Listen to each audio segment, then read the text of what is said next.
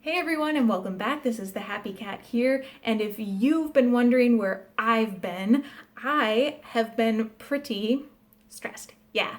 It's good though. I think I'm at my best when I fill my days with all sorts of projects and endeavors.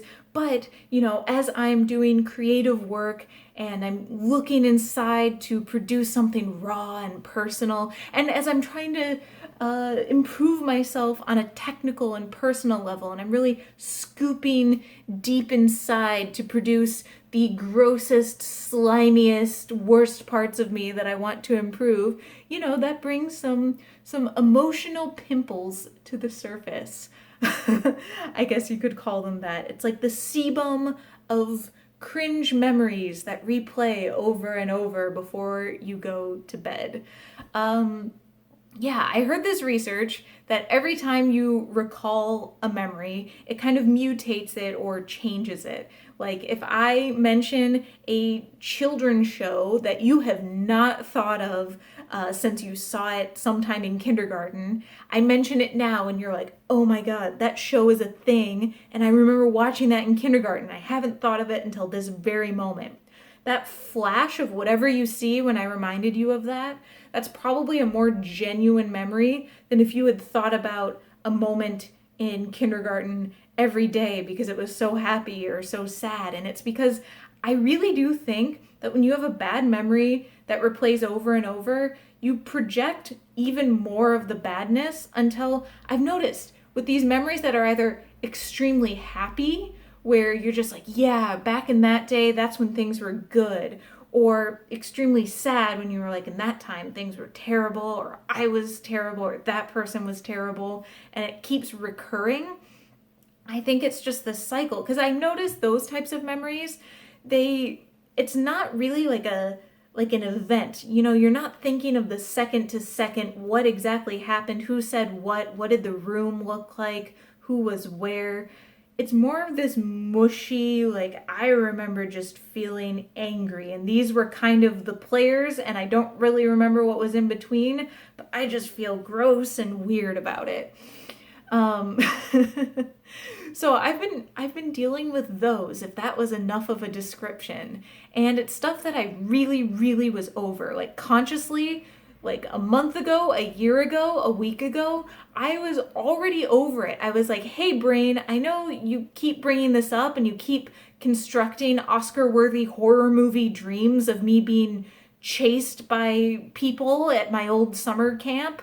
But I'm really over it. You can cool it. I actually, I could give you an analysis. I could give you today's research, and I could give you a conclusion on how I've grown from it.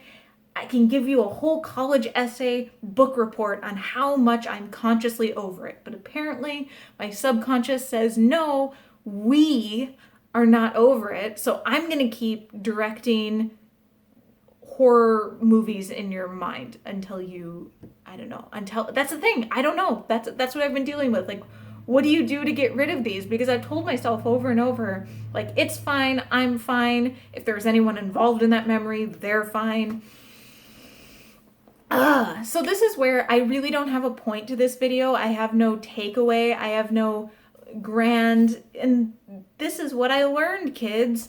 It's just one thing I've noticed while thinking about all of this is that it's much easier for people, including myself, to talk about things and be vulnerable when you either are in the right or you can spin it to seem like you are the one deserving of sympathy and everyone else sucks.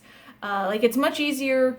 I don't want to use the word victim because I feel like that has become a different word on the internet, but when you can be the victim and not the perpetrator of a situation, it's a lot easier to be vulnerable, but it can still be super hard, and I'm not at all minimizing that kind of pain whatsoever.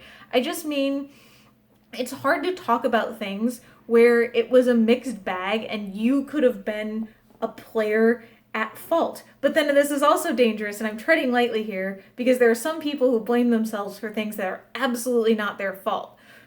I guess because YouTube isn't really a great place to have nuanced discussion when you just have like this fire hose of comments with no real great moderation or back and forth or no ground rules for discussion. So I'm going to tread lightly here because YouTube actually isn't a great place for sensitive topics that would actually require us to all talk and listen to each other. I'm talking about situations where you're like, hey, I was a massive dick this one time in high school, or maybe this whole year, or maybe I feel like I'm kind of a dick right now. I think it's difficult for people to actually improve or actually feel okay talking about things where you were causing the negative influence, if that makes sense. Because either it gets really insidious and dangerous because either you hide it and spin it as like you were the one in the right all the time, and maybe your friends just believe you because they're your friends and so they constantly support you and tell you, oh, it's okay. Or you just lean into that personality trait because instead of admitting that you're wrong, you just say, I'm gonna own it. I am the loud one. I wasn't yelling at that person. I'm just really loud. I have a bit of a temper.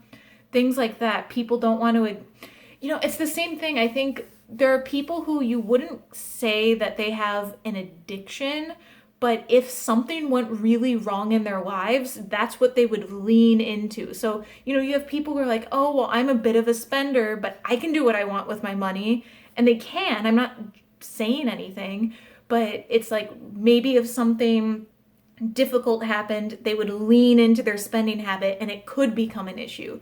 Do you get what I'm saying? I think it's also difficult because let's say you want to apologize to someone. Most of the time, by the time you are ready to apologize to them, they are not available anymore. It's maybe years past. And so you have to find a way to improve yourself while being comfortable with the fact that what you did was wrong and there's no like pretty bow you can put on top to say, but we're friends now, or to say, oh, but I'm just like that, so I'm not going to say I ever did anything wrong. I think it's important to just sit with yourself and say, that was bad. I'm going to do better. That doesn't change that was bad. You know what I mean? I feel like there's this weird spectrum where it's like, if I told someone this or I talked about this experience, they'd actually think I'm insane or that I'm a horrible person, versus this end where it's just normal growing up stuff.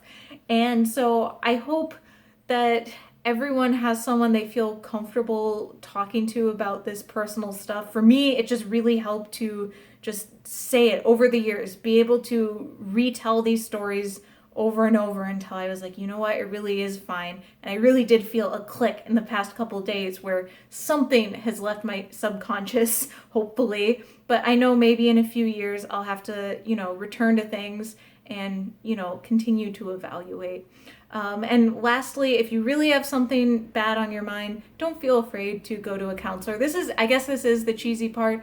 I'm just going to say right here, I've been through counseling at different parts throughout my life, and sometimes it doesn't have to be a big deal. It can be just like getting a physical checkup at the doctor just to see, hey, is this weird? I don't know.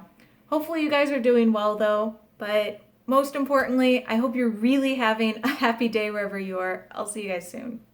Bye.